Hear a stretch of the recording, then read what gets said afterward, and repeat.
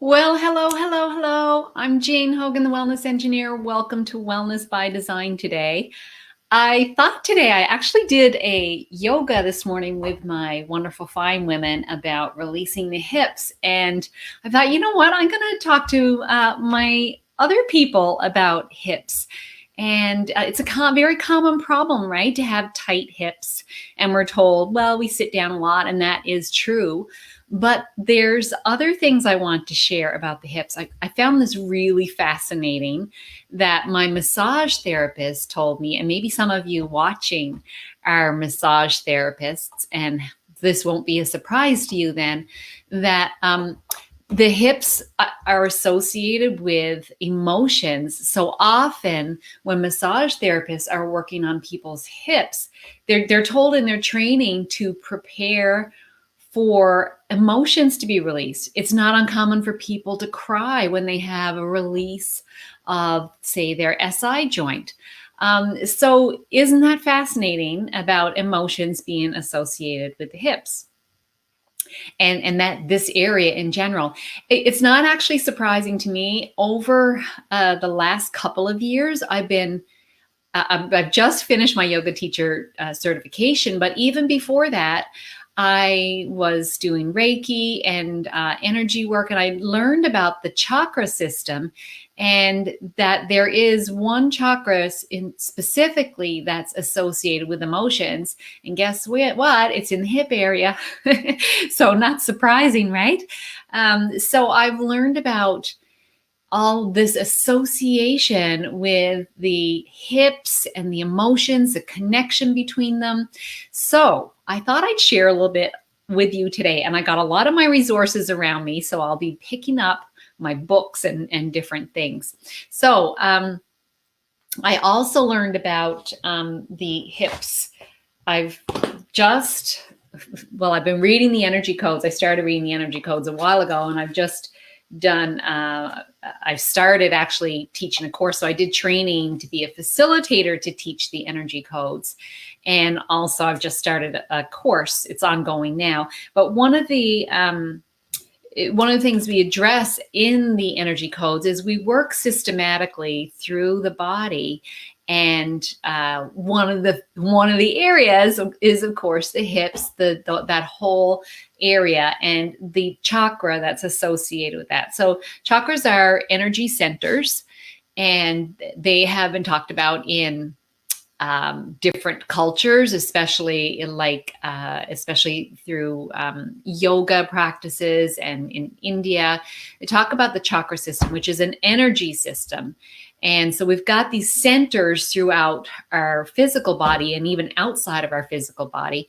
And they are kind of like the bridge between our energetic selves and our physical selves. So we are more than just our physical body. We extend outside of our physical body. It's, there's kind of no question of this, because there's even in conventional medicine, they use tools that are based on this energy system. We are electromagnetic beings. We're not just physical beings.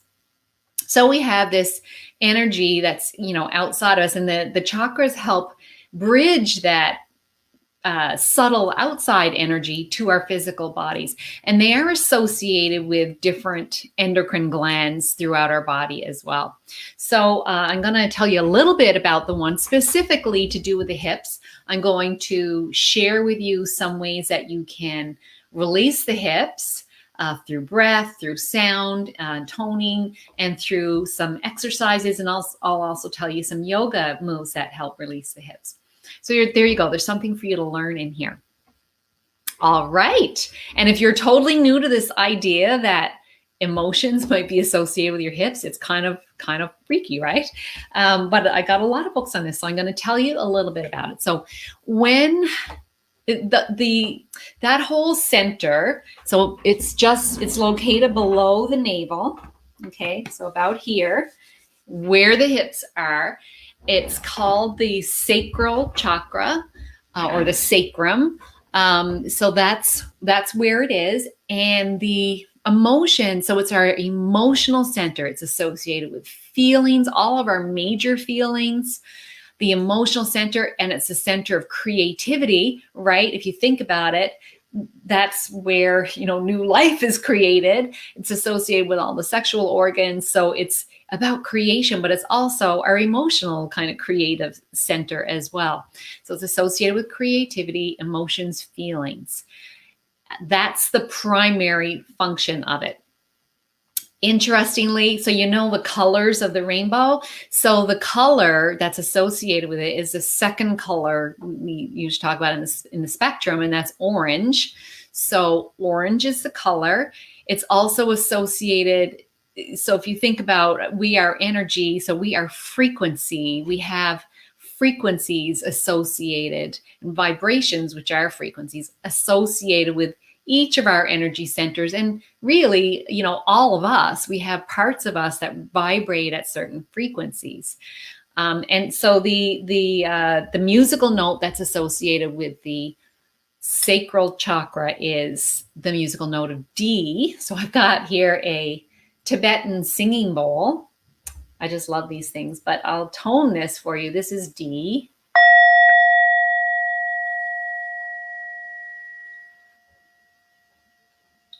Isn't that lovely?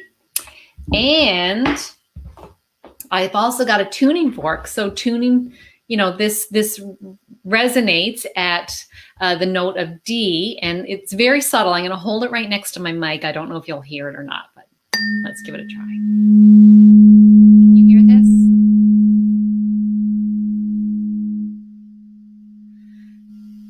So this is a tuning fork that has been tuned to the note of D, and you can see it says right on it, sacral, and it's the ones I've got are all colored as well, so it's easy to match it up with the right one. And so I've gone over the age of development. So each of these energy centers get developed at certain stages of our development. So the age associated with the sacral chakra is, from 6 months to about age 2.5. So it's that the starting of our emotions really are right then. And what else did I want to say? I got my books here. Music. I was going to mention some of the music. So in another book I've got here, it references the music that is recommended for the sacral chakra. Now these are mostly classical. So here you go. Here's some. 2 concertos for 2 pianos by Johann Sebastian Bach. Prelude to Rosamond by Franz Schubert. Harp concerto by Handel, and any of John Dowland's lute music.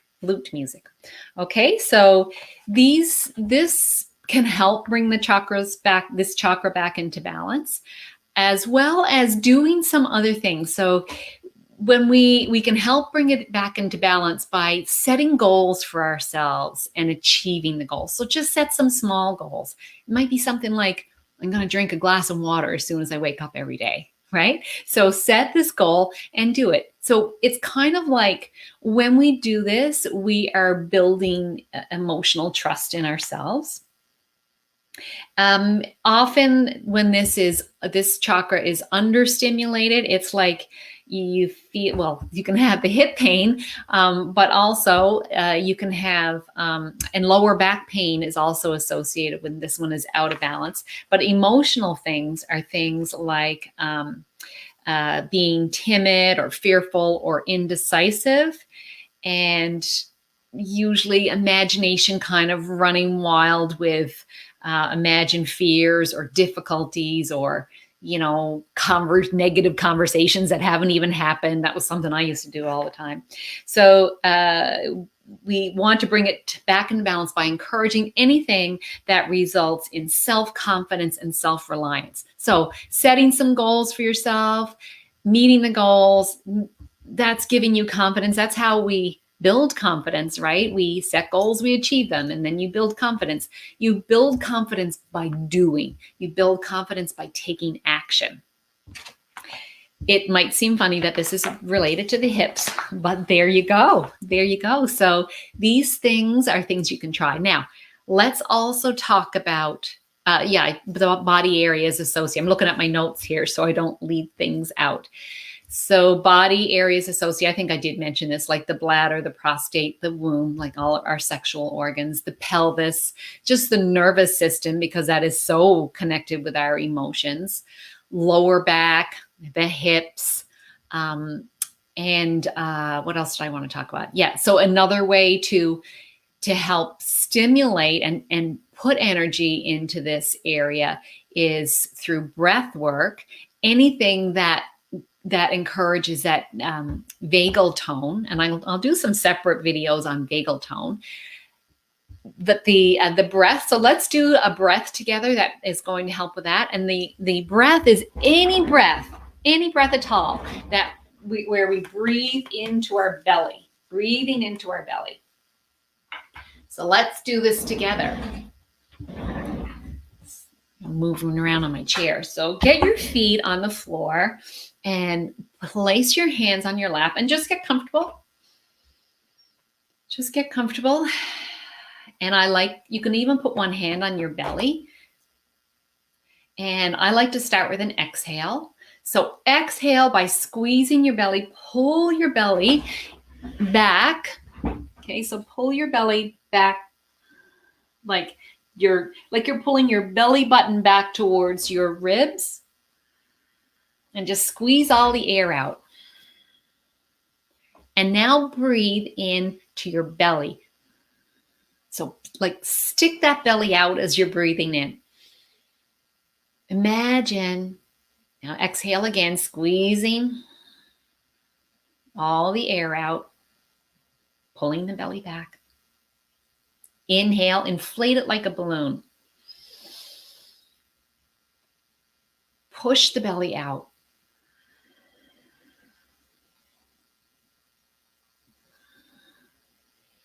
So really, anytime you do that, you are helping to activate, really we're paying attention to that area. And you've probably heard that expression, where your attention goes, energy flows. So we're energizing that area when we do this belly breath. So it's called like Buddha belly breath or just belly breath, like really pull it in and out.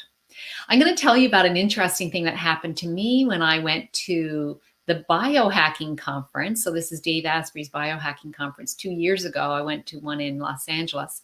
And there was one session where I can't remember what it was called, but we had to lie on the floor, and the facilitator played music, a whole bunch of songs, and I can't even remember what they were. It was just music. But what he wanted us to do was to breathe in and out in our belly. So we had to lie flat, and he was like, push your belly out, and like really forceful. And we'd had to do this for like 3 or 4 songs. So it was actually like quite a while. It's a long time to really be doing that forceful breath in and out through the belly, like really activating those muscles. And like all he was saying was like, push the belly out, push it, to suck it back in, push it out again, like really giving us this instruction.